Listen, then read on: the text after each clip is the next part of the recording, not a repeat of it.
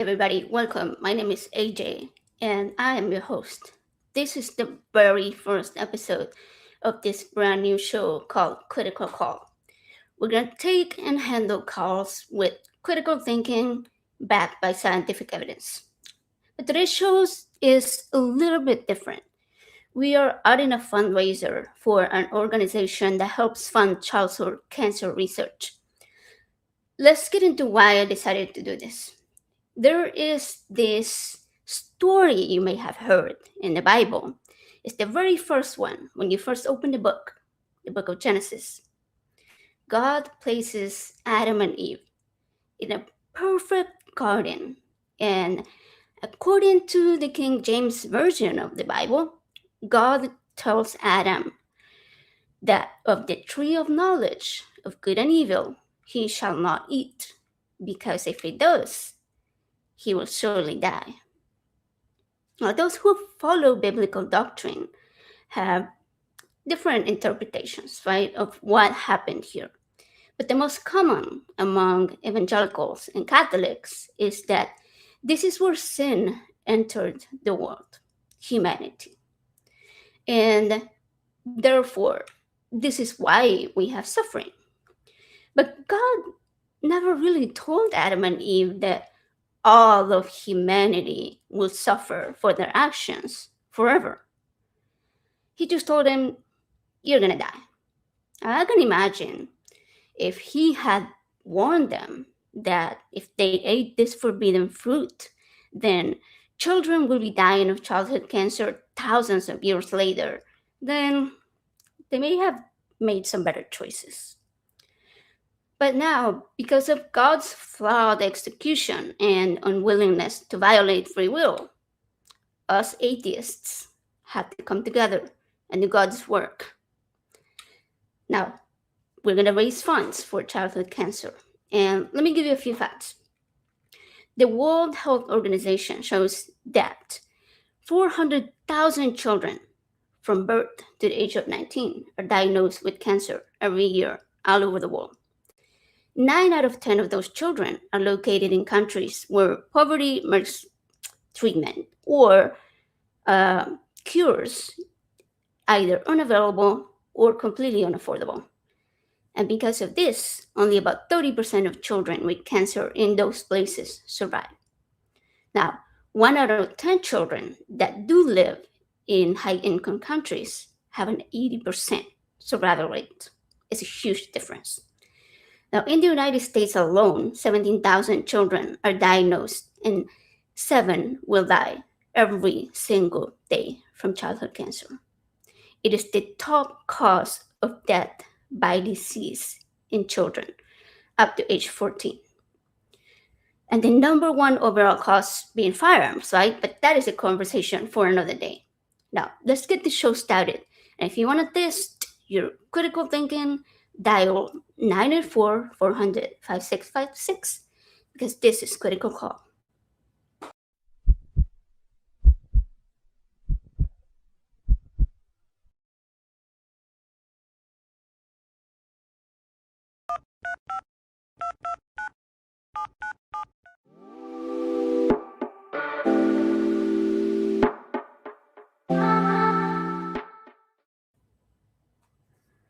Hey, our very first guest for this show is none other than the golden voice of reason, Seth Andrews. Welcome.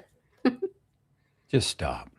Just stop. But thanks for having me. Good to see you, my friend. Good to see you, Seth. This is our first time on screen together. Isn't that awesome? Is it? Yeah. Well, I think I first met you when I spoke in Houston a year or Oh, three or whatever ago, and we've sort of crossed paths from time to time since, kept in touch, and so congrats on the new show. Thanks for having me. thank you, thank you. I definitely much prefer the in-person hangouts. Like there's really nothing like that. Nothing compares to Well, that. I think too in this often divided world, it's community is it comes in many forms, but there's nothing like being in the same physical space where you get a chance to really see people eye to eye. But I'll take this, otherwise we'd be separated by hundreds and hundreds of miles. So I've got no complaints. True that, true that. So I would be surprised if somebody listening doesn't know who you are. But to cover all of our bases, if people were to enjoy this show, right, having hearing you talk and tell whatever we end up talking about, where can they find more of your stuff?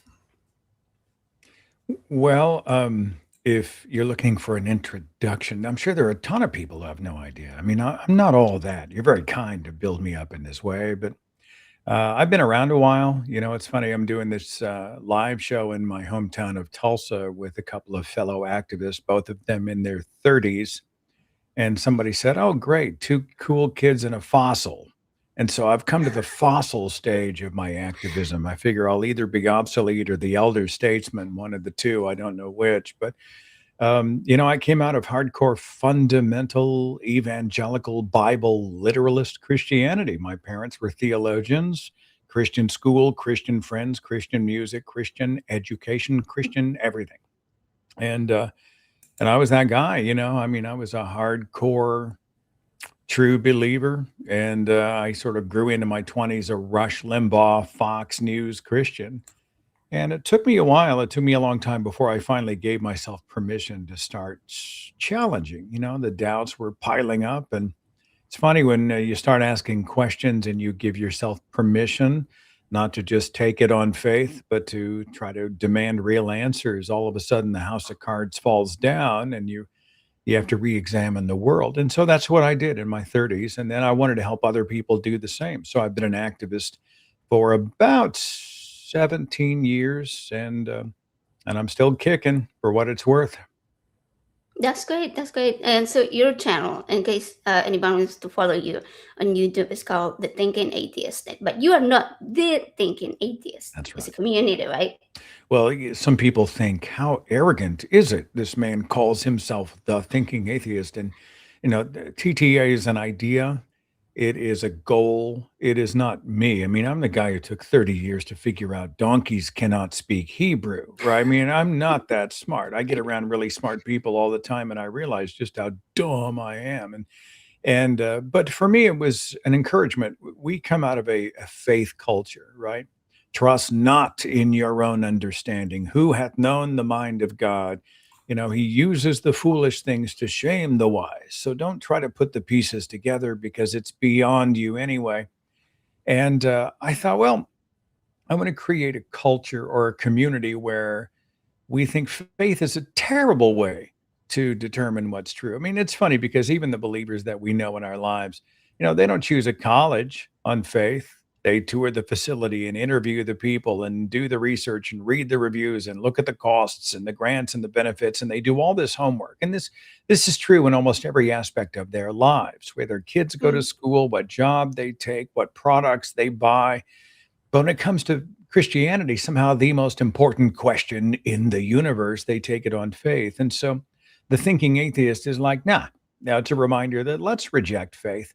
Let's try to figure it out. And if we don't know, the honest answer is to say, I don't know. And the goal is to try to know. And I think that's a worthy pursuit. And it's stuck. I don't talk as much about atheism these days as I talk about humanism. We talk about politics and the culture and just brain psychology and technology and all these other things. And free thinking plays into all of that. So I guess it all ties together. Yeah, I feel like I've done the same sort of journey, right? Like went through the angry atheist phase. Then hey, let's talk about atheism and all the Bible and stuff. And now it's more like, hey, humanism. That's what we need more of today, You especially can with only the debunk way. Yeah, Noah's Ark so many times. You can only debunk the nativity story so many times. See, after a while, and it's not that it's not important, but atheism is what I don't believe in. I don't believe in gods, right? Humanism is proactive. What are my values? What do I think? Who do I care about and why? And what do we want to do about it? And so I'm not afraid of the word. I will say the word. I think it's important we normalize the word. But, I don't believe in God, but I do believe in good. And I think those two things can play well together. that's true. That's true. You said you don't consider yourself very smart. But do smart people write books? Oh yeah. I'll Smart shamelessly plug and them for dumb you. people write books. Idiots write. Deepak Chopra writes books. Stephen Meyer writes books. You know, Okay, that's fair. but That's fair. I do. I tend to. I have diarrhea of the mouth. I'm always verbalizing, and if I'm not verbalizing, I'm writing. And so it's funny when I wrote my autobiography, Deconverted. That was partially wanting to get it out and perhaps in the hopes maybe somebody else on a journey would either better understand the apostate, or maybe if they were doubting, they would say, "Oh my God, I'm not the only one who's had these thoughts," right? But it was also kind of like, I want to write this stuff down before I lose it, while it's still Mm. clear. My own journey. I mean, I was familiar with my believing days, but all the other stuff that was going on, it was just such a churning soup at the time. I'm like, I want to hammer this out. It's almost like a diary. And when it all came together, it was so satisfying. And I thought, well, maybe I have something to offer in that way as well. It's not brilliant, but it's storytelling, and I think storytelling is an important thing in the arena of ideas. We can put data points, bullet points. We can have PhD types give us some really thick data, but I think it's going to be stories that help to really move hearts and minds and hopefully change the world. And that's my tiny contribution to the conversation. But also, people want to feel like they identify with something or with somebody. So when you share your story, you're sharing something that perhaps somebody else is also going through or has gone through or will go Yeah. through, right? And it makes them Yeah. feel like, hey, it's not just me. I'm not alone out there. So I I've had think, people, they're like, when you write about your Christian school experience, I went through the ACE or the Abeka program, or they put me in this cult where we were cordoned off, and our science books were essentially religious books. Or I was raised where we had to go to church every Sunday, or else, or I was raised this way, or I listened to Christian music. Wow, you mentioned Amy Grant, Stephen Curtis Chapman, Third Day, Michael W. Smith. We used to listen to those bands. Wow. And when people feel like, oh, someone else has walked in those steps, it is kind of validating. And I didn't expect that as much as it happened, but it really has happened. And it's kind of cool. And I've had people who knew me when I was a Christian radio host. I was on Christian radio in Tulsa for 10, 11 years. And I had people who listened to me when I was a Christian and when they were a Christian. And then I left, and we lived very separate lives. And all these years later, they found me again, kind of by accident. They're atheist, I'm atheist, and they'll reach out and say, "Oh, I cannot believe that this sort of serendipitous convergence has happened." It's kind of a cool story when it happens. So it is kind of. So, uh, all of this getting into people's heads through reading, hearing their stories reminded me of that time I called your show, and I think I almost broke you because I asked you a question and you didn't quite know how to answer it. And after I hung up, you were like, "Well, I'm gonna have to think about this some more." I Did still don't you? know how to answer it. I still You don't. Go ahead. don't. Go ahead. Ask the question again. Go ahead. Well, I think a lot of viewers know because I've asked it before on the show. Is how do you think, and not what do you think? Like what does it look like in your head? For example, for me, is I mostly hear a voice, but this wasn't always the case. Before, it was mostly visual, which was during the time that my hearing was really bad. And then when I got my cochlear implant, my thinking changed. I guess because of your senses are so different now that your mode of thinking shifts. So I don't know exactly. I can't think when did that happen? When did that change happen? I don't know. I do know that maybe like 2 years ago, somebody asked me that question, and I was like, "Holy crap!" Like, wow, I'd never thought of that. And yeah, thinking back, I was like, "Wait, but I used to think differently." So yeah. I don't Okay, somebody know. in the chat asked me not to break, so let's not I break don't you. know. I mean, maybe I tend to see things. I probably, if I had to guess, it's more imagery in my brain than it is anything else. But I'm not really conscious of how the thoughts come. They're there. Oh, look. and then they spill out of my word hole. But how that happens, I don't know. I'm not exactly sure. Which I'll never know, I guess. We'll give you another year to think about it. Okay. Because I Yeah. think this was like last year, maybe. I want to Yeah. say Ask for me sure. again. Anyway, I will. Anyways, Egyptian god. What is that? What? Well, I think there is an Egyptian god, Set, S-E-T. Someone brought to my attention that Seth or Set Okay. is a deity and that I share the name of a god. So Ooh. I'll take that, you know. And my namesake apparently is a figure, an entity of great power. So thank you so very much, and thanks. In all seriousness, thank you for allowing me to be a part of a wonderful charitable event. I think that anytime we use our Yeah. voices to better the world, So I think let's get that's into that part then. All right. So I've done this before. I have I did a fundraiser very similar to this one, but for the same organization. It was like in 2013 when I shaved my head for them. But the reason I started doing it is because I have a friend who lost her daughter to childhood cancer. So I'm gonna tell a little bit of his story. This child that passed away, her name was Kim, and she was diagnosed with leukemia when she was 11 years old. She did treatment for 2 years, so she achieved remission when she was 13. Now, she went to high school, and then when she was in her senior year, she started doing a program to become an EMT.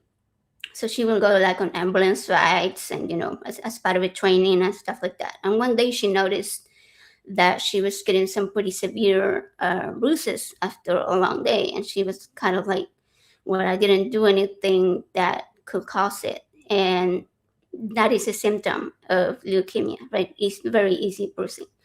So they went to have it checked.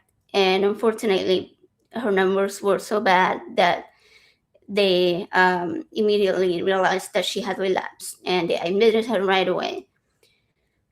But this was right around the time that graduation was happening. So unfortunately, she quickly became really sick. She was septic. And because they knew that her time was limited, her mom and her high school principal brought her cap and gown and her diploma to her bedside. But by the time that they were able to do that, she had gone into a coma. So she was not conscious while they had like this small sort of graduation ceremony. And she sadly she never got to see that. She passed away just a few days after this graduation when she was 17 years old. And she will be turning 26 this year. So I would like people to donate, and the link is in the chat. People are posting it, like the moderators are posting it. It's also, I think, at the bottom of the screen. They're going to display it sometimes, and it's also pinned at the top of the chat. Now, don't send super chats because most of the money goes to YouTube. If you send through the link that is posted, it goes directly to the organization, which is called St. Patrick's. And so this on screen is, you can scan the QR code and it will take you there. And on the left side of the screen, I guess it's my left side of the screen, that was Kim. They did a photo shoot right before she, went into the hospital.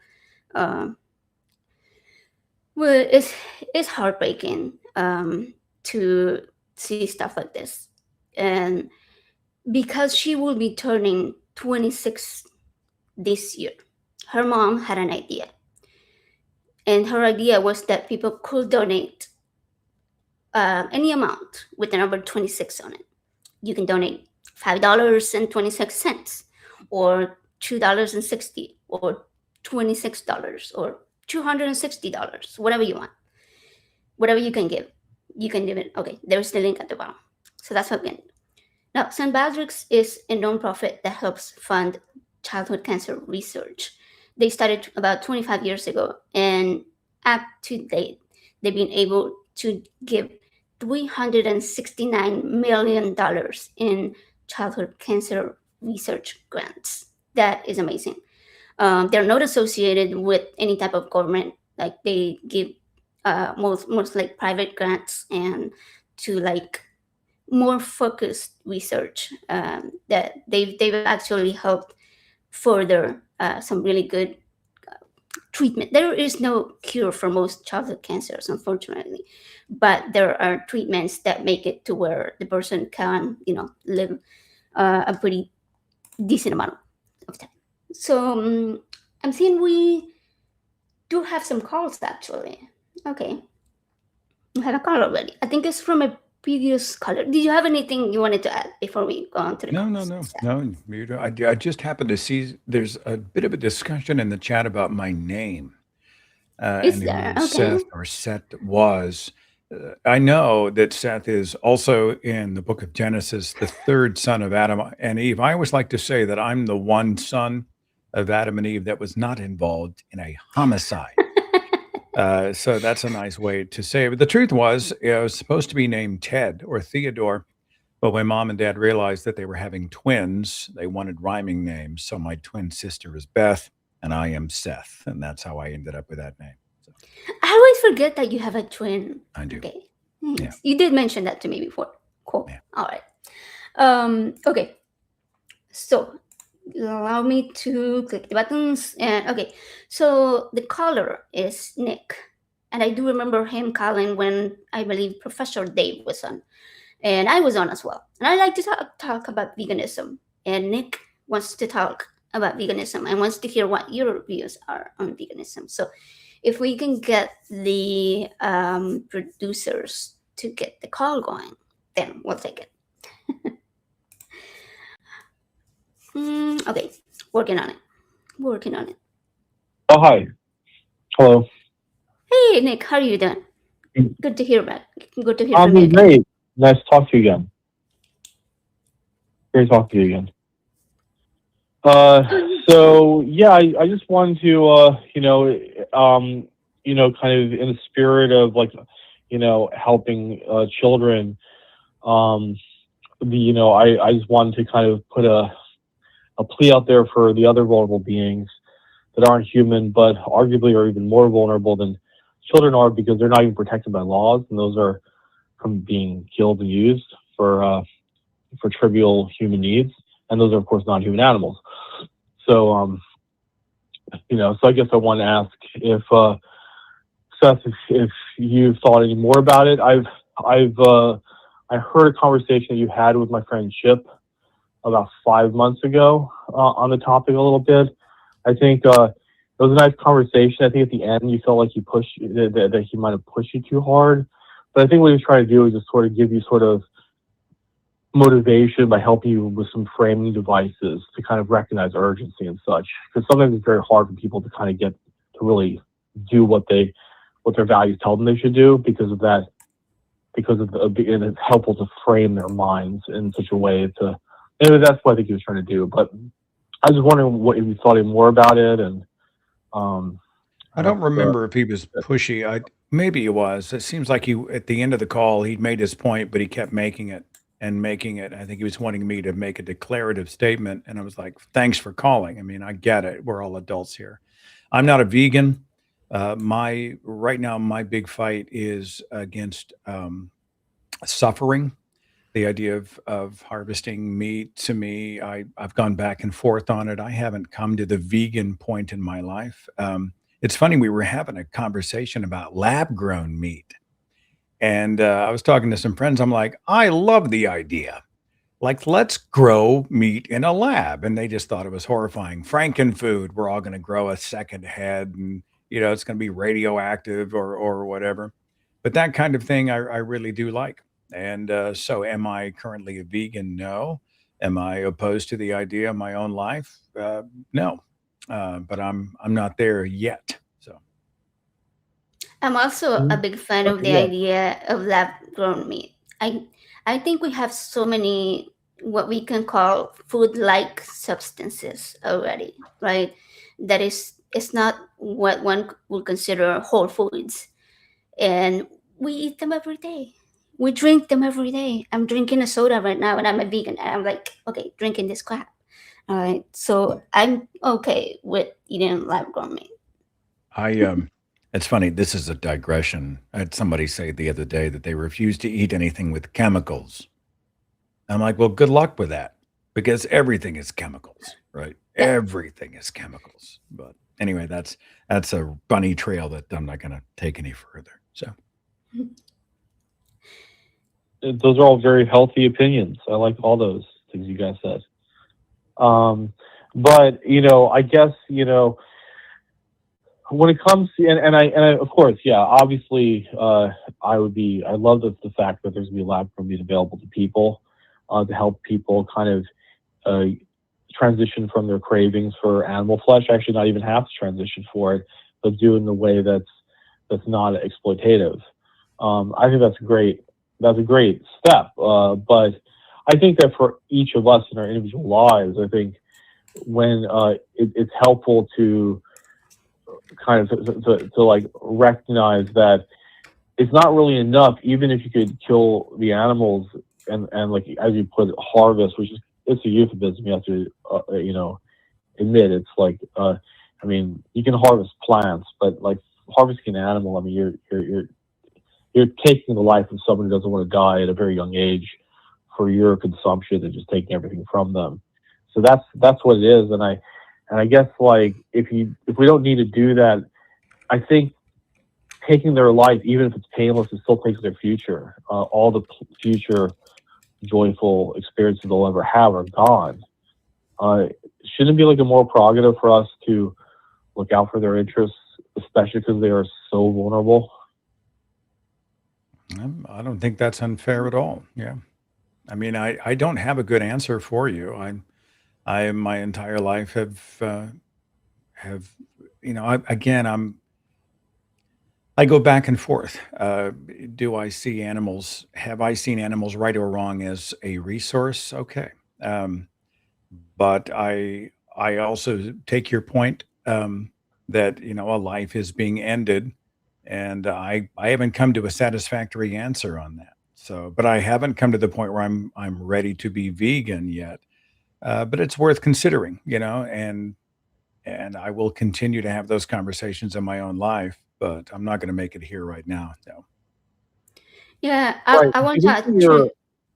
Oh, sorry, Adrian. Yeah, go ahead. well, yeah, Oh, I wanted to say one thing to that, and it is that there are currently certain laws that protect animals, and I've seen a couple more coming up.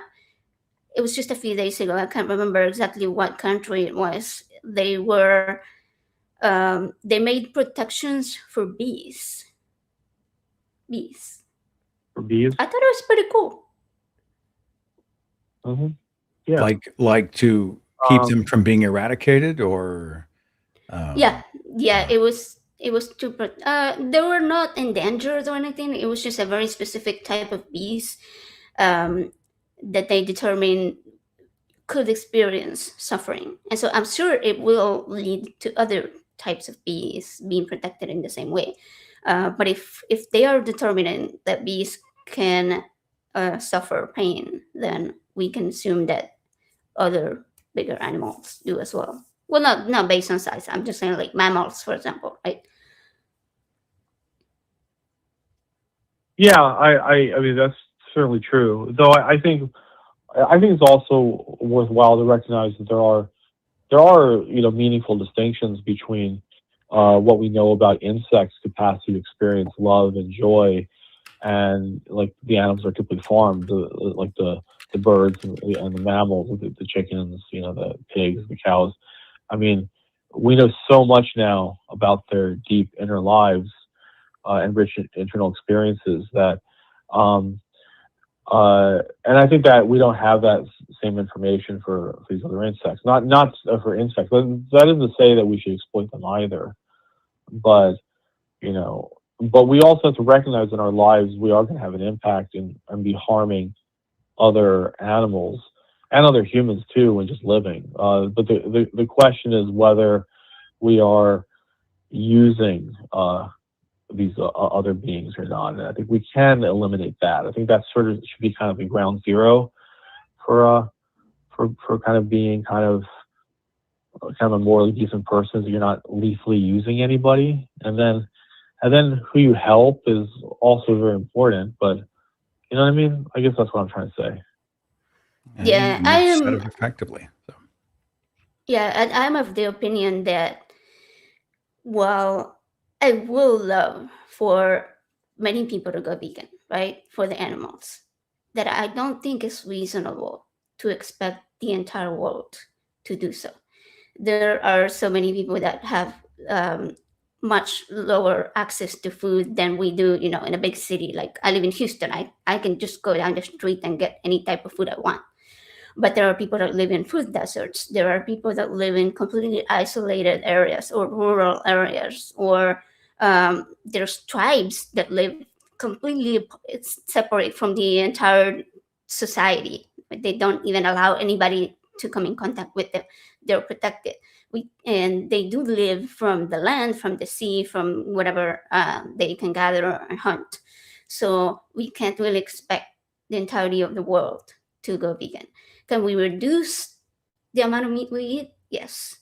Can we make better choices in how we obtain that meat? Absolutely. So, factory farming is definitely um, a pretty awful thing. So, anyways, thank you, Nick, for a great conversation. Did you have anything else you wanted to add or ask? No, I think that's good. I mean, I'm not going to give you the whole like. I mean, the sort of questions that were asked at the Chip asked at the end of the last call. These are the kind of the ones that kind of frame someone in terms of the urgency of the situation by trying kind of these devices to look at things from the victim's point of view. But I'm not going to do that because the conference is over. But if you want to see the end of that conversation, it's worth going to Chase Avier's channel and looking for it. So it's a good conversation also. Anyway, thank you very much. I enjoyed talking to you, Seth, and nice talking to you also, AJ. Thank you. Awesome. Thank you for the call. I, Awesome. I think I love how passionate people can be about certain things, right? But there is so much going on in the world, and there are so many causes, and every single person cannot do for every single cause. So we choose the ones that we can do something about. Like today, we're raising funds for childhood cancer, right? Because it is what we can do on this day. I at this moment I cannot go and donate to every charity that I wish I could donate to, or give my time to, or volunteer for. So we do what we can, when we can, how we can. Fair Speaking enough. of Yeah, speaking of food, all right. So it looks like we raised a few dollars here. There are some donations from Cole, Helen, Hellsbells, Helen, and Chase Avier, who is another fellow vegan in the chat. I've seen hanging out there. So after we get a few more donations, if we get some more donations, Seth and I are going to share what is the best food we've ever had and what is the worst food we've ever had or that we can think of. All right, like something that we're like, I don't want to eat that ever again. All right, so keep those donations coming. Link is at the bottom of the screen. It should be in the live chat, pinned at the top, and being posted continuously. So if you need it, if you don't know where to find it, just ask in the chat and a moderator will fetch it for you. So let's talk about the reasons children get cancer according to Christianity, though. Right? I've heard several. Like I've heard of original sin, free will, born sinful. I think that's the funniest one I've heard. Okay, there was a call a couple of weeks ago. Erin Lewis? She's an author and fellow atheist. I don't know if you're familiar with her. I do. Oh, I know Aaron. Okay, cool. So she was on the show, and we were talking to someone, and she had just shared that her nephew had unfortunately passed away from childhood cancer. And this caller says that babies or dying from whatever disease you want to talk about, because they are born sinful.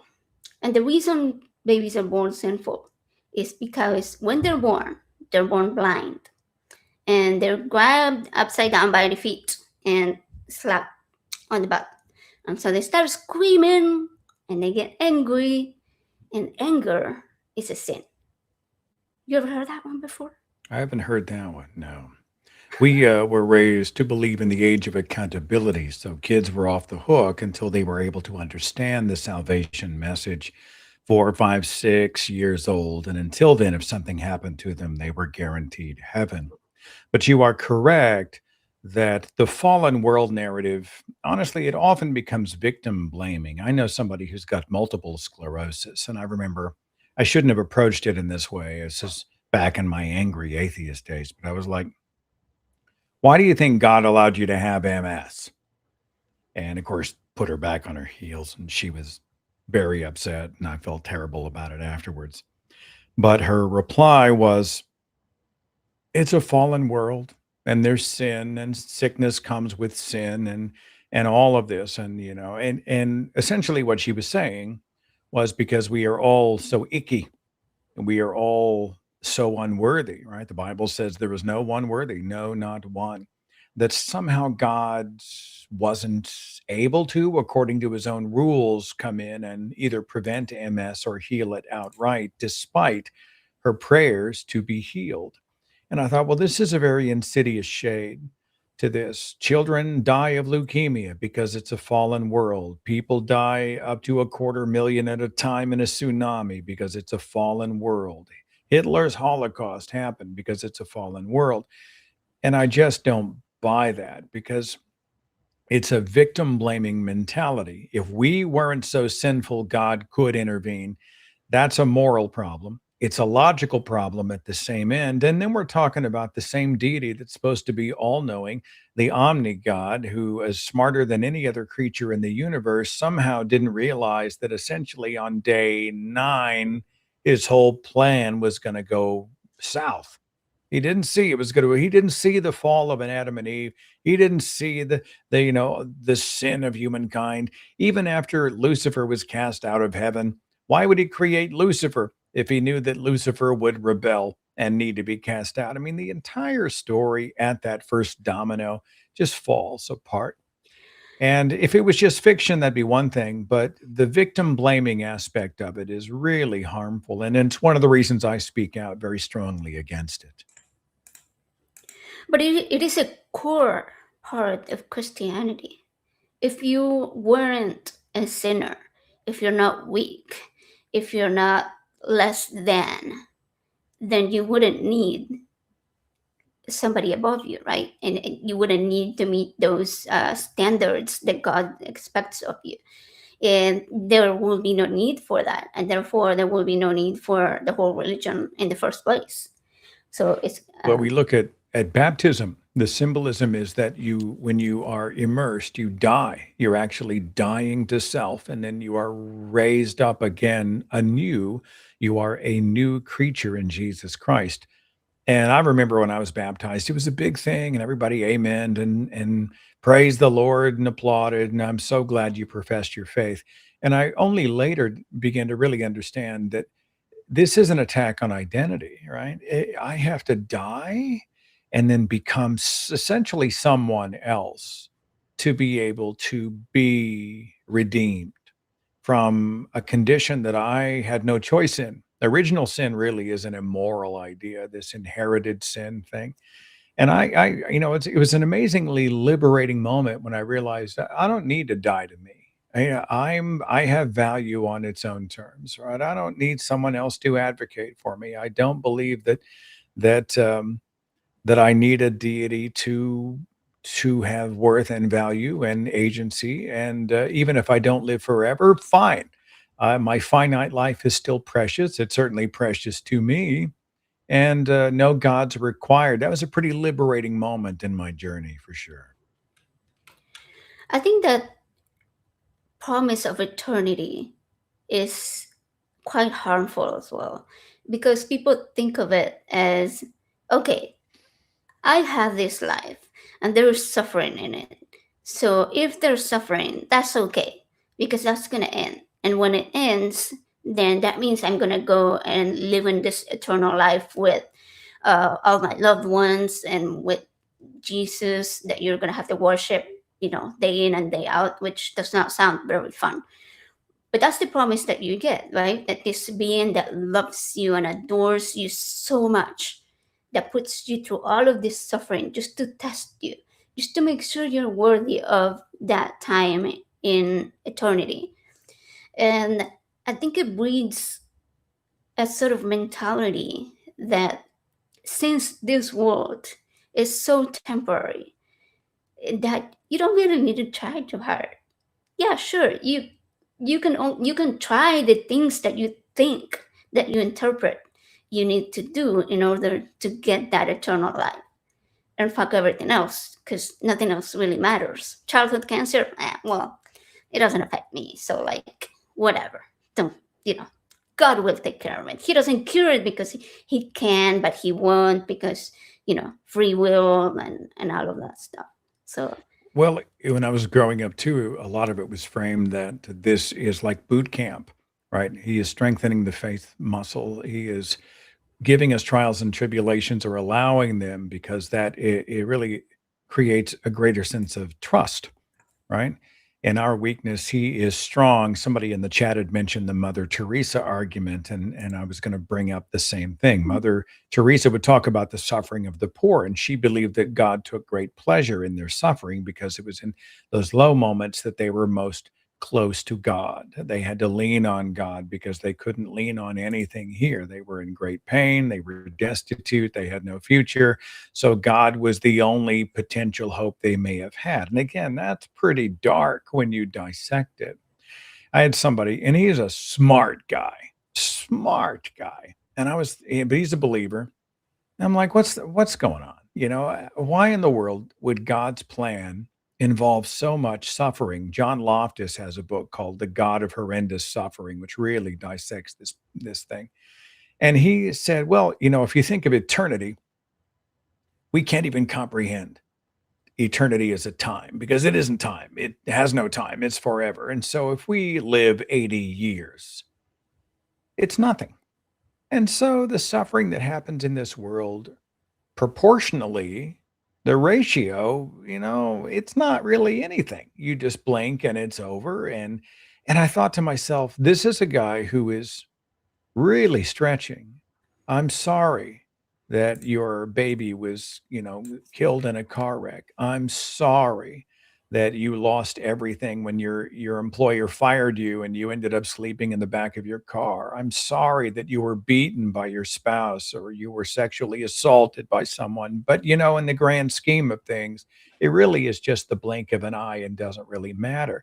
And beyond all that, and I wish I'd said this at the time, but it hadn't occurred to me, if you're really all that smart and you're God, you can develop a version of that plan that doesn't include all of the suffering.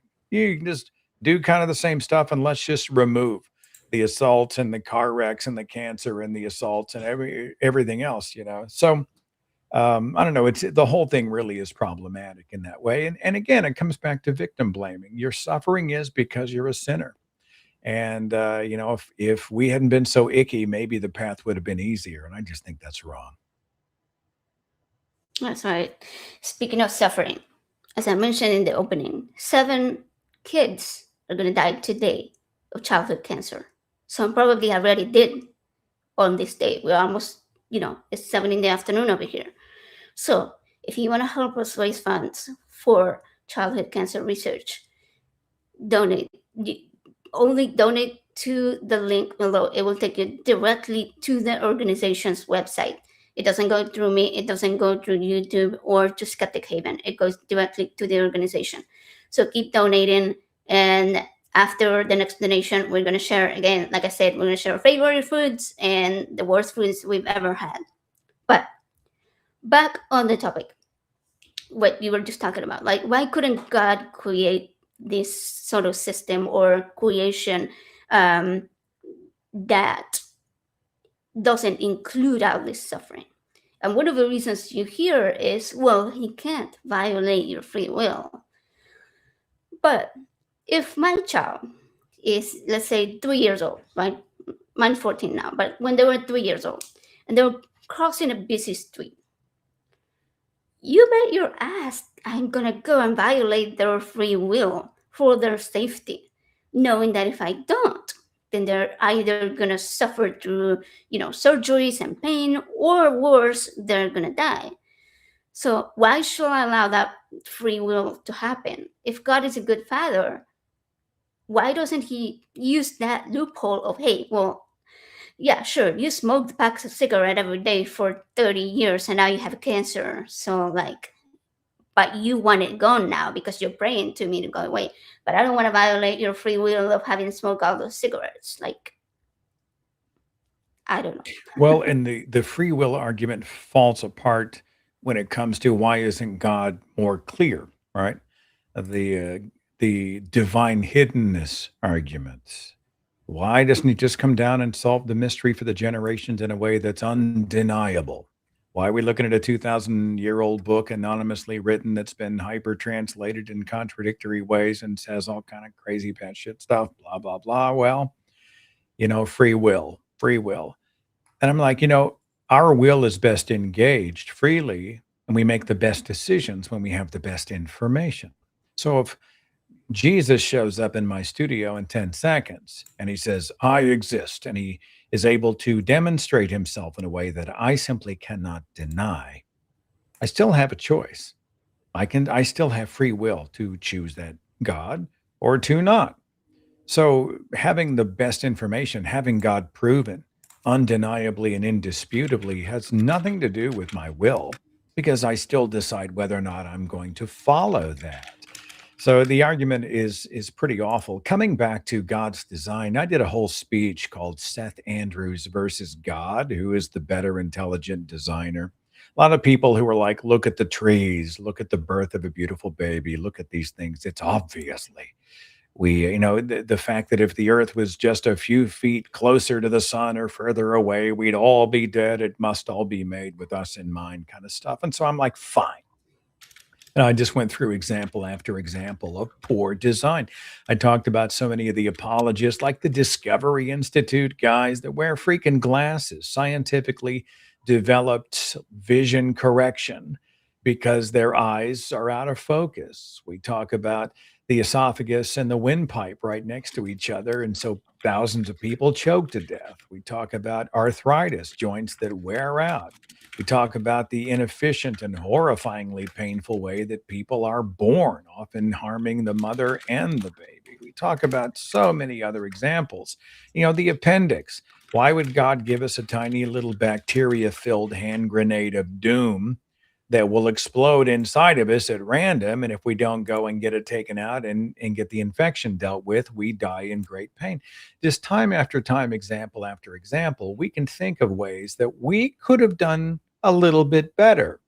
So, if someone ever says, wow, intelligent design is everywhere and it's undeniable, well, I mean, just point to the nipples on men or, Other parts. junk Sensitive. DNA. You know what I'm saying? I mean, just go through a laundry list of things that are pretty horrifying and say, well, tell me what the purpose is for that, because it makes no sense. It's true, it's true. That was actually the speech that you were given when you came to Houston and I met you. And I remember that because there was a part. I was, listening to the whole thing, and it was like really, really good. And then all of a sudden, you start talking about cochlear implants, and I'm like, wait, what's happening? I have a cochlear implant, and so through that, I found out that your father was deaf. Mm-hmm. How cool is that? Well, no. I get the spirit of what you're saying. What a coincidence that we have something that we can relate to each other. And Dad had some illness when he was very young, and it somehow damaged his ears so that his hearing almost immediately disappeared.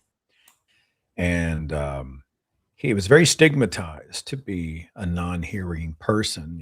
Deafness at that time, I mean, he was a product of the 50s and 60s, and And so he refused to sign. He didn't learn sign language because he was going to be a lip reader. He was going to do his best to function in the real world without looking like a deaf person, and that's kind of tragic. He ended up with hearing aids, but and it may be one of the reasons that I found myself being able to use economy with my words, open my mouth, and articulate is because we had to be clear verbally.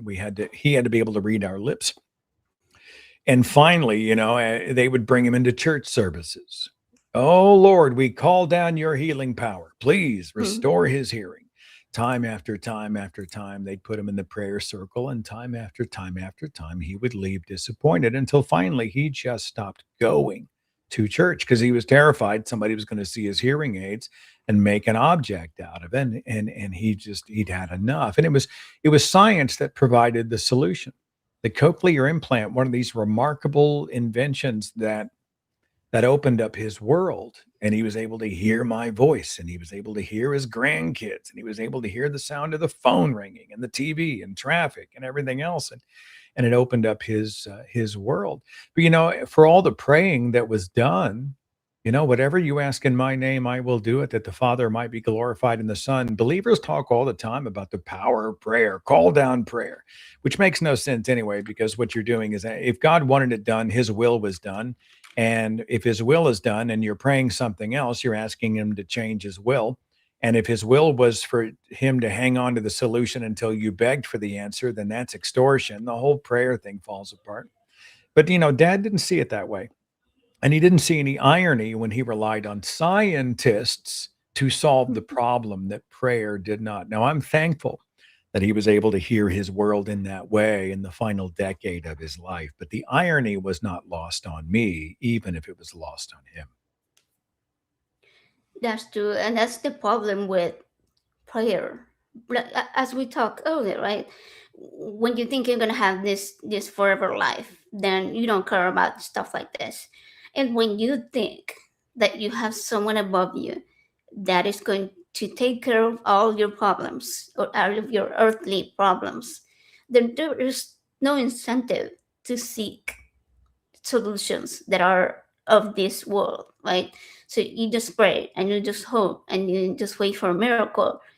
When on the other side, the majority of scientists are not religious, and those are the people that are doing the things that benefit people like your father and like myself with cochlear implants, or also have a double cornea transplant. I was legally blind for several years. I wasn't even able to do stuff like this on the computer. It was like completely impossible for me to be on the computer. And now, thanks to those scientific advances, I can see pretty well. Now, there's some religions that don't even allow a blood transfusion because it's like disrespect on the body or whatever the rules might be for different ones. So having the corneas of two different donors will probably be a pretty big sin, probably a pretty bad thing. So on this topic, I want to know, like, becoming an atheist is not easy. It's like it's not an active choice that you like wake up one day and like, oh, you know what, I'm gonna be an atheist today. It's kind of like a process or a transformation that you go through, but it does come at a cost. It can cost you your identity. Perhaps in your case, when having been a Christian radio host, or you lose the community, that place where you will see your friends and like did things with groups that were more like tailored to your interests. You lose that comfort that we talk about, of the afterlife, seeing your loved ones after you pass. And for me, one of those major losses was the hope for healing. And I was always big on science, so it's really weird to me how my brain sort of separated the two. I guess I can understand why people still do that, because I did at one point. But now, woke up. I'm woke now. We're woke. Anyway, but when you struggle with like such severe health issues as myself, and hoping and praying can feel like you're actually doing something or you're taking some sort of action, It can ease your anxiety. And when I became an atheist, somebody was just asking about Dave Warnock, and that's why this reminded me of that, because Dave Warnock was someone that helped me come to terms with the fact that because of my many health conditions, such as like type 1 diabetes or adrenal insufficiency, if I don't take my medications for a day or two, it's fatal. And if there's any small change in my dosage or any issues with my pump, with my insulin pump, I could end up dead literally any day. I am shocked that I've made it to 40. I'm not 40. You didn't hear that. But his Dave Warnock's ability to, as he will say, carpe the fucking diem, like to quote him, it gave me this opportunity to be able to relax and like enjoy the ride. So I want to know, who has been your sort of inspiration, or someone that has taught you something or given you a positive outlook since, well, I guess throughout your journey to becoming today's heathen?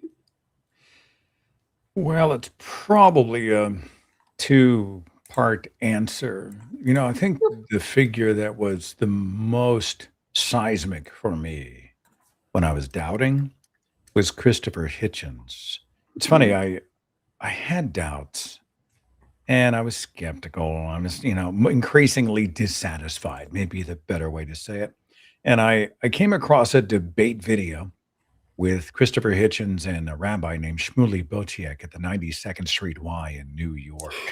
And I didn't really follow Hitch. I don't know how I happened upon the debate on YouTube. I don't know what it was, but it popped up and it's like 90 minutes. And I'm like, well, I'm not Jewish, but the good rabbi should be able to handle the Bible. So let's just see what happens. Click. And I was working on some graphic stuff. I was a video producer, so I was kind of brainless, time-consuming point-and-click keyframe stuff. So I let the debate play on the other monitor. And I remember at the end of that 90 minutes, I felt like something had exploded in my life, or I like the guy I'm supposed to disagree with made the most sense. And it ignited a fire. And I began to click around for other Hitch videos. And then I heard other names of other activists. And then I started watching their lectures. And then they have books. I started to buy their books. People said I was obsessed. And I really was. I felt like I was making up for lost time. I was seeing the world, after all that time. And I never got the chance to shake Hitch's hand to thank him. I never got the chance to meet him. I had this dream. This is a few months ago. I had this vivid dream that he was still alive and I was at a convention. And afterwards, I got access backstage. And there he was speaking in his perfect voice, and doing his thing.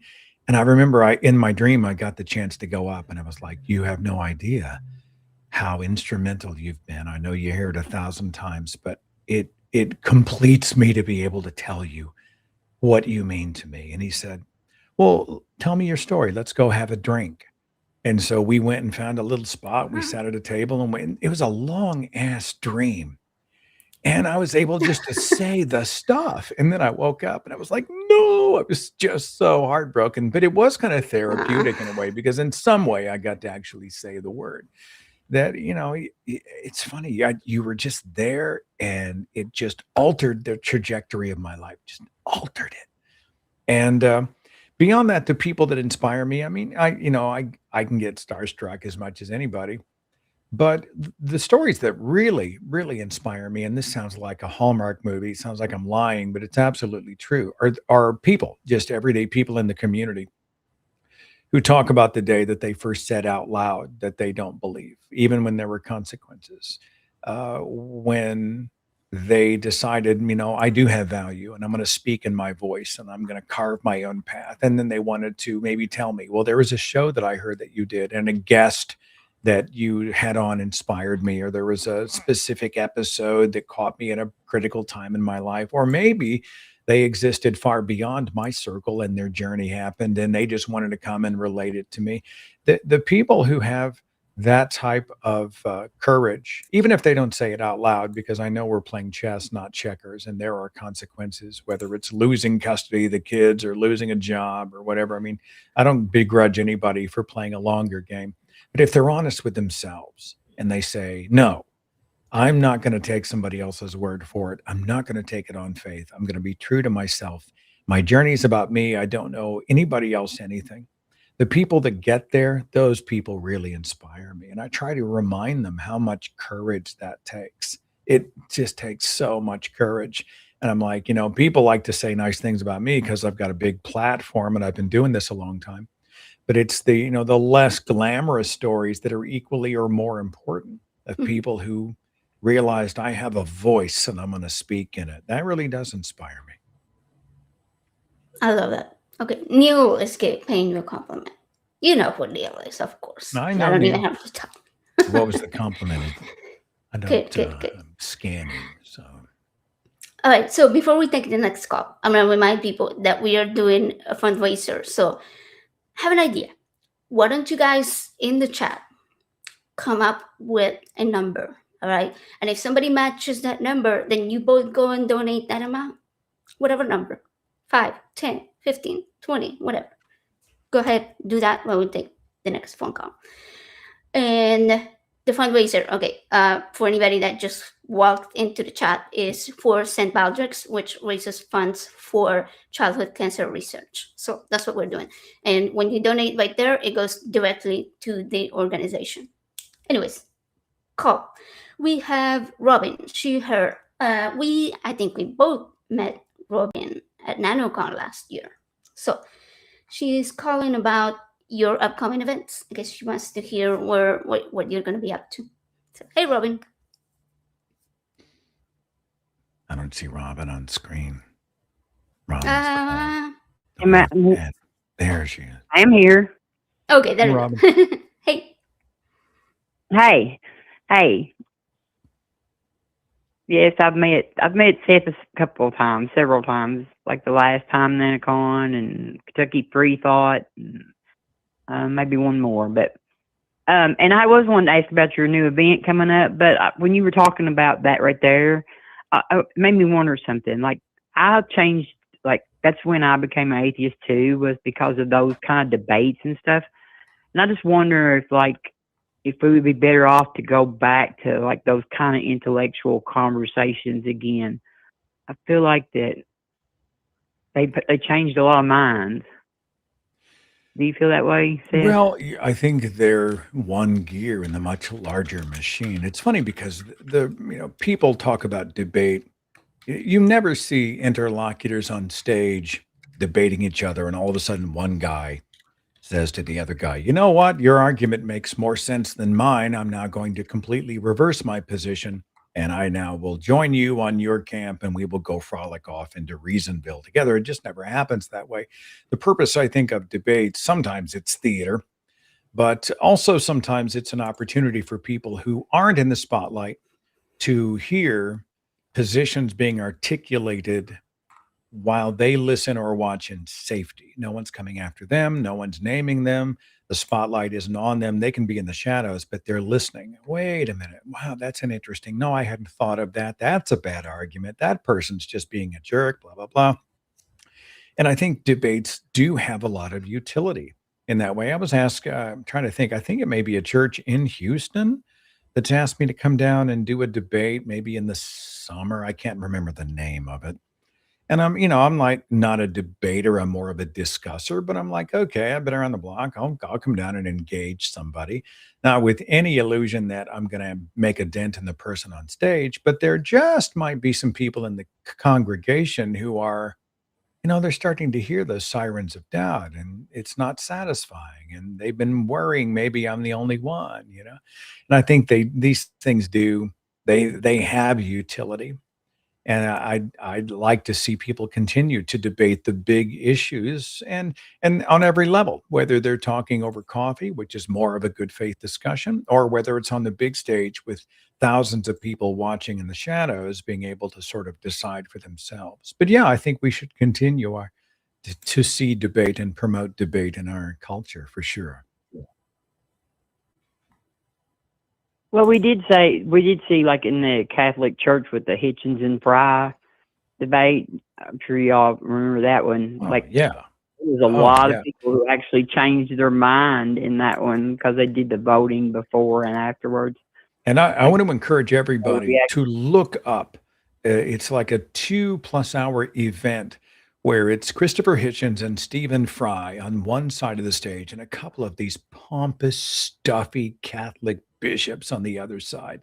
And Hitch and Fry just nuked them, just absolutely stir-fried those guys for 2 hours with passion, with a good preparation, with reasonable arguments, with compassion. And the debate is It called actually was a Intelligence woman. Like Squared. one of them was a woman. I Yeah. didn't see. I don't remember a woman. Did they have a woman on Mm, stage? There was a moderator who's a woman. No, the one of the people, there was a bishop, and then there was Anne Whittercombe or whatever her name is, that is like British in the. She's I can't remember. Okay. Witter or Well, thanks something. for filling in that Whittercombe or blank in Witter. my memory. Yeah. Intelligence Squared. Christopher Hitchens, Stephen Fry. YouTube it. Watch the whole thing. It'll blow your mind.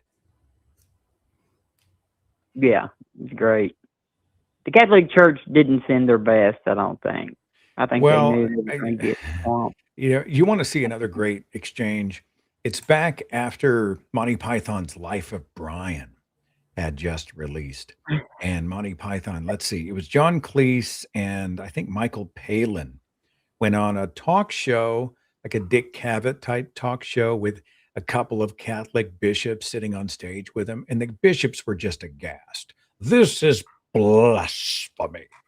And Cleese and Palin were countering them and saying, there's nothing anti-Jesus in our movie. And the Catholic bishops were just and again, they were so pompous, and one of them had a big ass cross on a chain around his neck. They're all costumed up like 11th century chess pieces. And I find it very satisfying when people who are more reasonable can come into these pompous asses and just grind them down into a fine powder. It's beautiful, and it's on YouTube as well. Yes, it's given. But I called about your event, though. You're coming up with your event. Your Forest in Erica. Yeah, well, I was in Oklahoma. As of 8 o'clock this morning, it's sold out. I am on stage with Amazing. Forrest Valkai and Erica Gutsick Gibbon, March 7th, Tulsa, Oklahoma. We had 300 seats, and the last of them went apparently overnight. I logged on this morning, and my notification said there are no more seats sold out. So we made that announcement.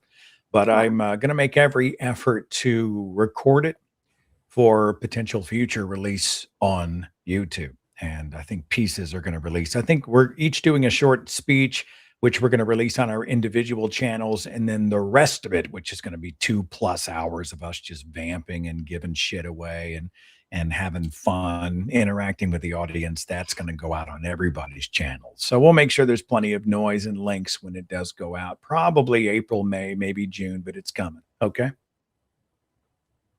Yeah. So you thinking about maybe doing any more events, like different states or anything? I was talking about to Forrest and Erica, would you like to maybe try to duplicate this somewhere? We got off a little easy because Forrest and I both live in this town, and Erica's an hour and a half away. But we're looking at maybe trying to do it in a couple of other places in the United States. That's not out of the question. We're all participating at the Rocket City Reason Conference in October. That's Huntsville, Alabama. I myself am going to be in Calgary coming up in May for Weekend Reason, the Western Canadian Reason Conference. I'll be at BajaCon in Sarnia in August. Calendar's filling up. In fact, if anybody wants to know where free thought events are coming up, you can just go to my website, go to thethinkingatheist.com/events. And I've got details and links for you listed right there. Okay. Awesome. Thank you for the Yeah, call, I'm looking Robin. forward to it. Thanks, Robin. Thank Good. you. All right. See you later. Bye, Jay. You say there's going to be short speeches. This is With- Forrest and Erica. No. Yeah, we had this conversation. And I'm like, look, The less time we spend doing a formal punch, and I really do think I'd like us all to go up and we do something that's I hate the word formal, but you know what I mean. Prepared is maybe a better word. Yeah. But the three of us get in a room and it's just lightning in a bottle. I've interviewed him on how many occasions. I've had him at my house. We've had dinner and lunch, and just time just explodes. It just goes crazy. And I'm like, the less time we spend doing our formal presentation, the more time we get to vamp and interact and take audience questions. We're bringing out raffle tickets. We're going to give away some crazy, weird shit from the stage. We've got some stunts that we're doing that we're going to show you on the PowerPoint, and it's just going to be wild. So, yes, the two have committed to 20 minutes, but even in the schedule, I think I may have said something like, we may go long. And so we're prepared for that. We shall see what happens. Yeah, we will see. That would be an interesting one. We'll see. I really wanted to make it, but unfortunately, I can't make it. But also, I will be shaving my head that weekend, which is why we're raising funds today. If you guys want to see me with my head shaved, go click. Okay, So let me they ask, changed the thing down there. Anyway, let me ask you a question. So yeah, right go ahead. before you shaved your head for the first time, were you just Mhm. insanely curious as to how your head is shaped? Like I've got a very tall forehead, and I think if I was to shave my head, I would probably look a bit like Lurch from the Addams Family. But I'm curious, like, is it contoured? Is it smooth? Yeah, It's I'm pretty smooth, but keep in mind, it was before I had my cochlear implant.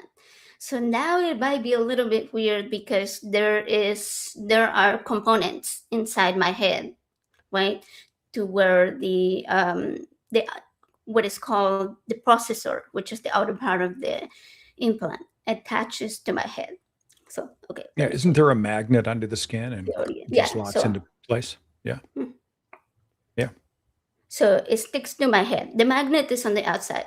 The magnet Okay, is part of the little wire thing, and the wire is what connects, what sort of sends the information from the microphone to the brain. Because I hear with my brain, I don't hear with my ears. It's like surround sound for my head. cool. Um, but there is a metal part inside, and where they did the incision and everything. So it is oddly shaped in that specific spot. But I'm not worried about it because I always have the implant on whenever I'm in public. So it's like, okay, that covers that part. So I'm All not right. really too concerned about how that looks. But I'll say the shaved head felt pretty good. It feels pretty good. I don't know, liberating, or like the feeling of no hair. I don't like hair very much. All right. But we have a call. Okay, it sounds like an interesting call. Somebody from Canada, from Ontario, Canada. Mike, him. He's a theist. And he says that Christianity. Whoops. Okay, sorry. I think there was an accidental something that happened. So he's a theist, and it says that Christianity contributes to science and medical advances, such as Pasteur. Okay, interesting. Will Do we have sound for Mike? Can you hear me? Oh, hey, Mike. How are you doing? Hello. I'm good, thanks. Yeah, Good, good. I don't know. It was weird. I was flipping through YouTube and I saw you guys, and then you said that about Christianity, that it causes people to not want to improve the world or We didn't say that. seek medical advancement. We didn't say Well, either of actually, those things. but weren't you saying that? No, we Weren't you were saying saying I AJ? will contend that while people are praying, they are hoping for a miracle. But I find it ironic that they at the same time are taking out health insurance policies and they are taking their medications and seeing their physicians and going into surgeries. So, but I never said that it caused people not to seek out science-based medicine. No. Yeah, I think what I I didn't say you specifically said said that, was that AJ said. no, I think that what I said was that because people are focused on wishing or praying for a miracle, and they are less motivated to seek solutions. Right, right. And you brought up the example of your cochlear implants, right? Yeah. Which I thought was particularly ironic. I mean, there's many other medical advancements that were made by Christians, and Christians specifically focused on their faith or credited their faith as being critical in their search for those medical advancements. But with the cochlear implant, it's quite clear that Graham Clark, I believe his name was. Let me just see. Graham Clark. Mm-hmm. He openly admitted that his Christian faith was motivating him to help the deaf, and he worked for years despite ridicule for the medical establishment, and he credited his faith with giving him that strength. So for medical advancements, medical advancements and innovations that have been brought by Muslims, would that then prove the Muslim God? Medical advancements brought by Hindus, would that prove the Hindu God? Medical advancement brought by atheists. Motivation is very much an emotional thing. But what could the inventor of cochlear implants, what has that person done that an atheist could not have done? Like, what scientific process exists because of Christianity that couldn't have existed beyond it?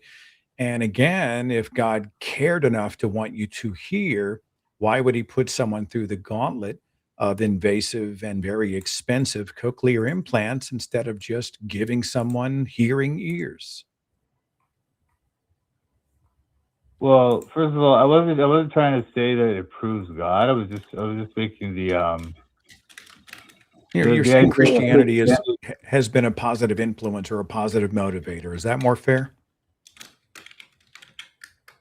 Yeah, and also that that the idea that it somehow prevents medical advancement or prevents innovation is just historically untrue.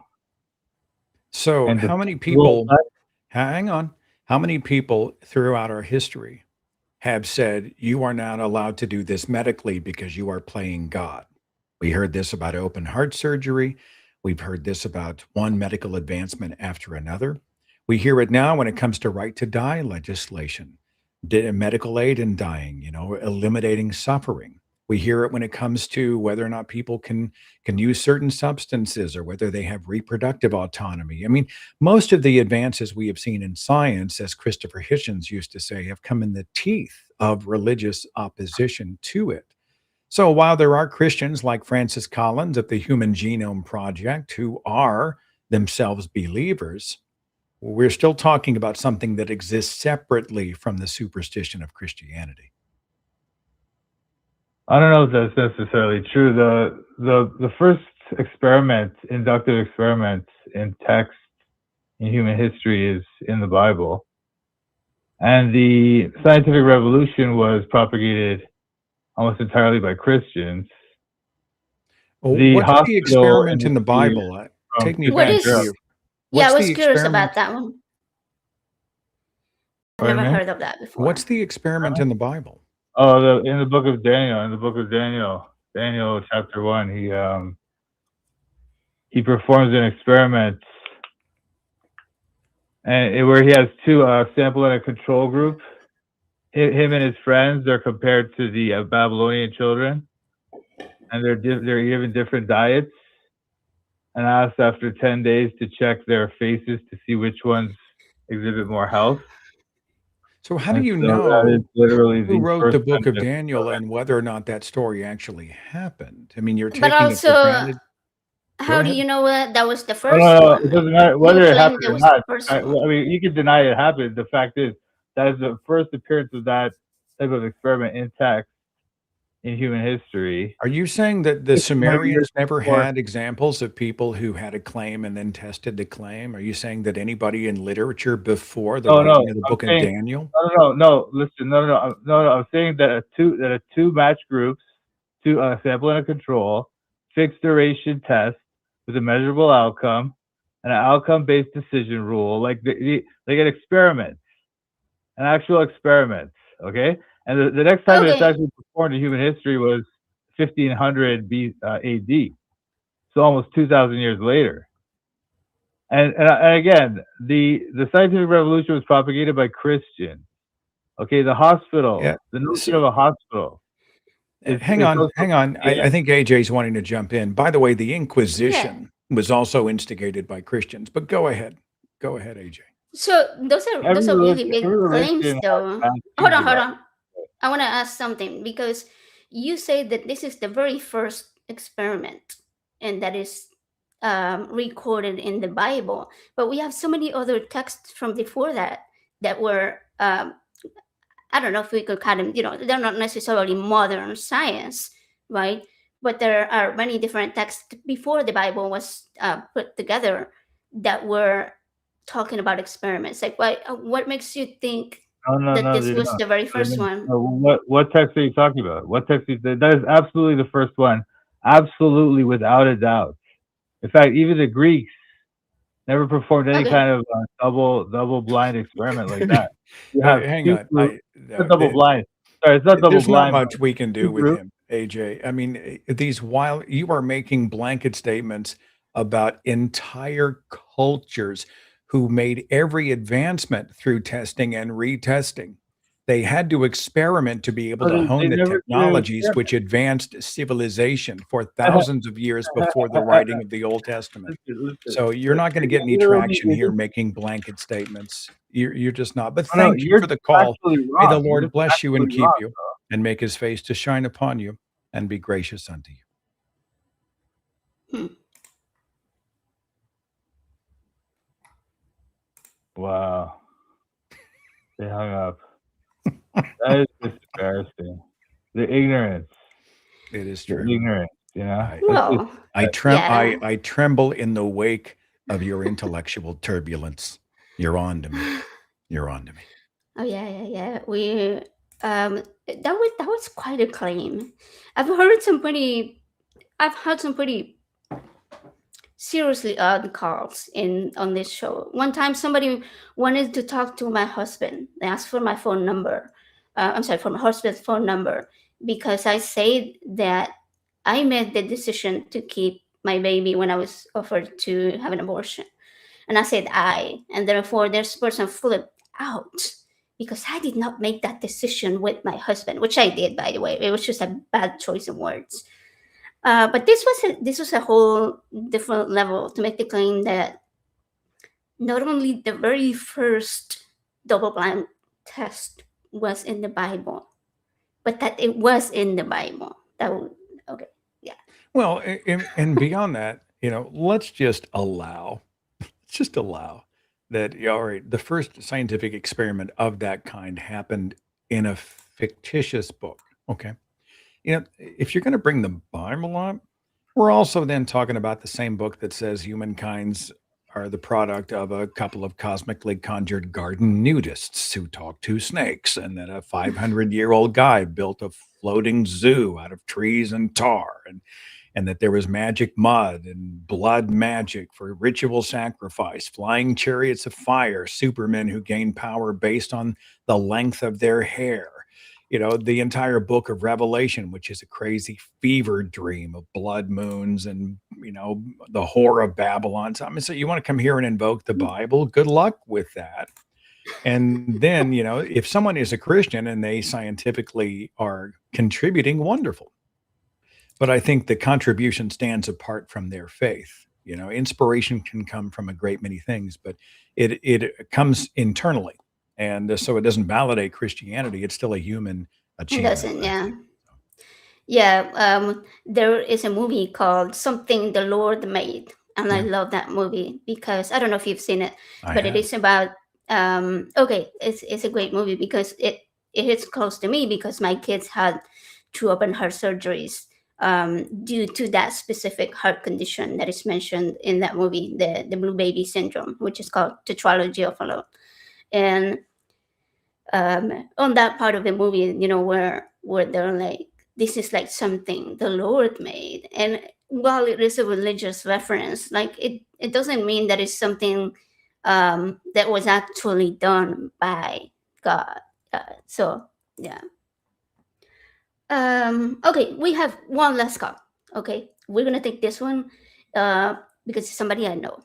I think you met him as well. He came to NanoCon with us last year. So Samuel, him from Washington, has a spiritual question. Religion doesn't make people bad. Humans are just bad creatures. All right.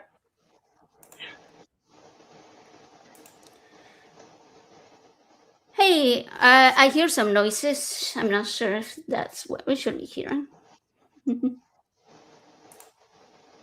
Are you there? Are you there, Samuel?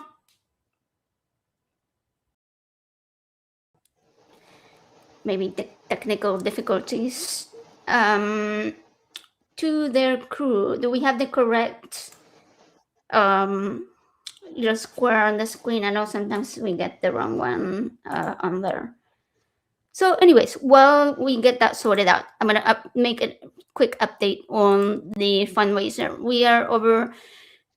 We broke $300 in donations, and so Helen has donated, Emma, Jose, the other Seth, Ambush Apostate Seth, and Neil, the 604, broke the $300. So thank you, everybody. Everybody can keep donating up to March 8th. So the link should still be active out of this time for like the next month or so. And I guess. Hello? Oh, hey, there you are. I think we hear something now. Maybe. Can y'all hear me? Hey, yeah, I can hear you now. Hello? Okay. Yeah, this How's is it my going? first time on the talk show. Oh, cool. On the show. I mean, you've been on my show before, to be fair, so don't be scared. Yeah. Yeah. Okay, so can what's your friend's name on the call? Andrews? I don't want to get his name wrong. Oh, Seth. This is Seth Andrews. Well, not me. Seth. Okay. He's Seth. So recently I kind of stopped considering myself religious, and I just become more observant, and I would say I consider myself more spiritual, one with the universe, and I strongly believe in energies, and energies from people, energies from nature and stuff. And I know there's an argument that y'all keep on making about like religion, and I don't disagree whatsoever. But what I'm trying to like argue, and what I have observed through my life, because I was a Jehovah Witness, and there was issues there. I was a Christian, and there was issues there. There was issues whenever I studied in college. You know, I had a bunch of friends that were very diverse, and there was always issues. There seems to be issues everywhere I go, not necessarily because of me, but just because of that's human nature. And I have come to realize that humans are just horrible creatures, and that's why we hear all these stories with little kids being involved in violent crimes and horrible stuff that no human should do.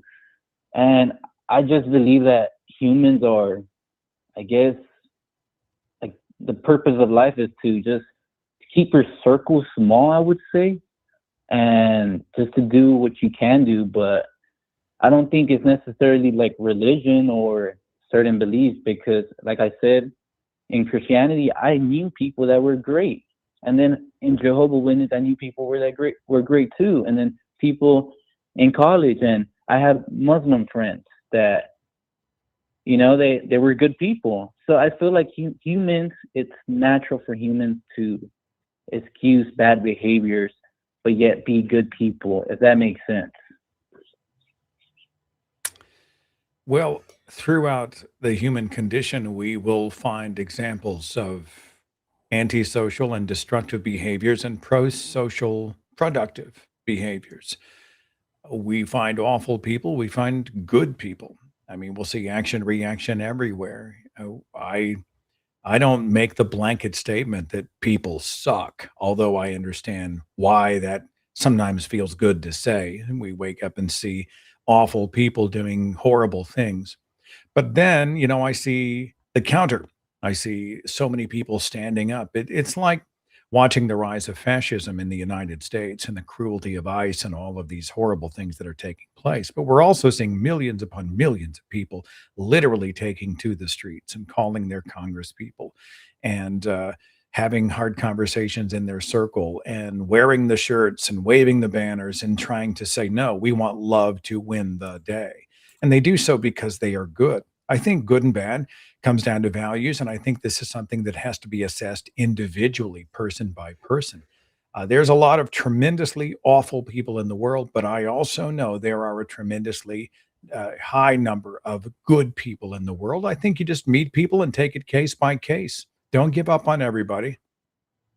I completely Yeah. agree with that, and I think that the circles and the people that you associate with, that you keep in your life, really gives you hope for humanity. Like, yeah, we see all the terrible people that are involved, that are listed in the Epstein files, and the people in charge of the government right now, and the ones that are not doing anything about it, and about the suffering that they're literally seeing, and that they know happened, right?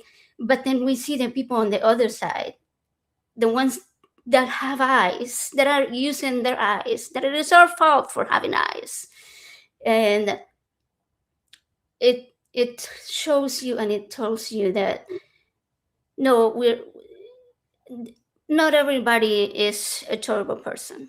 I'm a big believer that childhood shapes adults, and having learned about childhood trauma, the way that our brains get rewired based on, especially before we even begin to set memories, before the age of 5, the brain is majorly connected. And so if you have people who have a traumatic upbringing, who don't have that nurture from their parents, who are left to their own devices and barely taken care of, like their basic needs are barely met, and they don't have that connection with somebody, that is caring. Those are the people that more often than not grow up to be completely, um, desensitized, I guess, to the horribleness of certain actions. And so these actions become normalized to them. These behaviors become normalized to them. And I think that there's a quote that I always like to say: hurt people hurt people. So these were people that were hurt during their key developmental time of their lives. They are going to grow up into people that hurt others.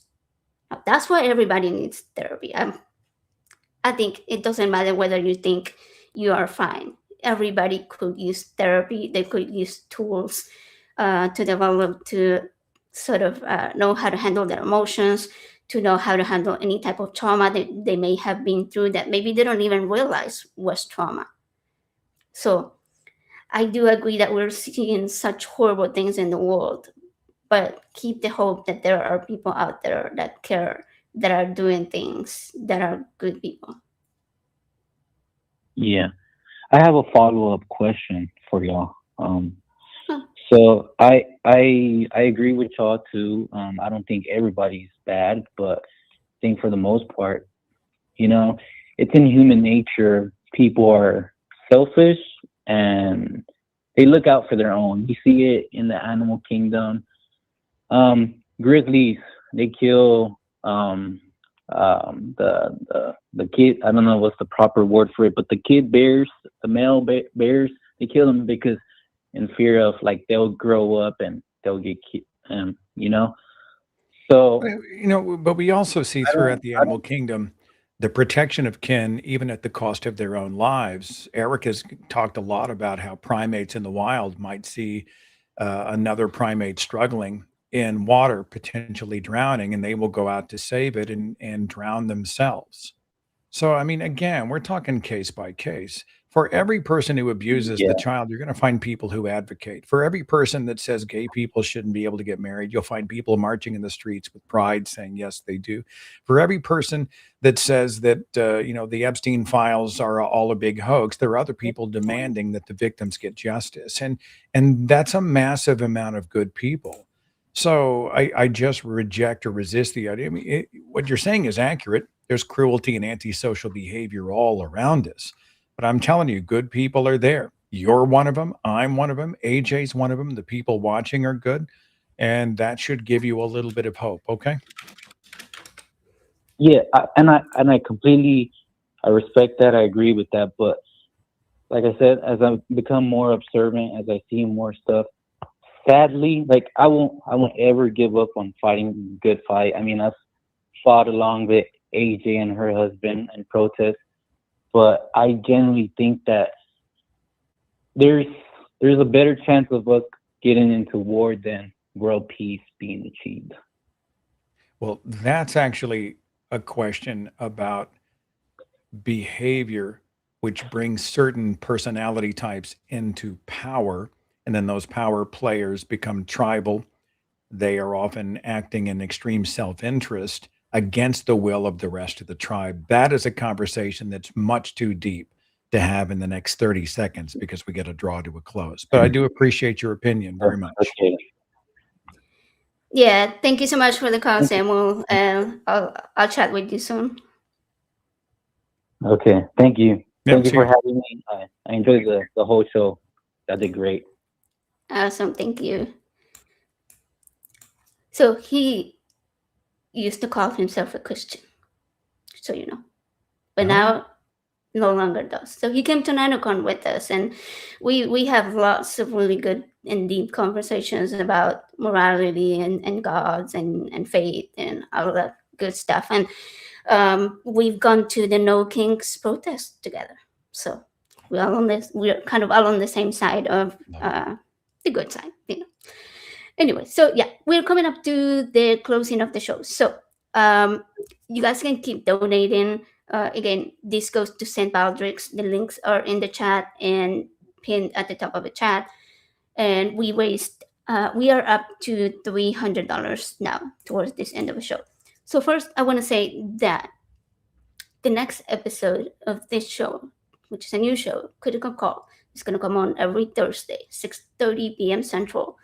And next week, I'm going to have Will Judy, and we're going to talk about all the crappy Texas legislations that have passed lately, the upcoming primaries in Texas, and he's going to talk to people about what they can do as far as activism, how you can get more involved, make sure people are registering to vote, and doing all the things that we can do to make this country not the shithole that it currently is. I guess you could say that. Anyway, speaking of shows, Sunday, this coming Sunday, Skeptic Haven also has a show called Let's Talk, and it comes on 7 p.m. Central. And Ember, who has been in the chat the whole time moderating, will be hosting with Justin, Canadian Justin, from this Justin.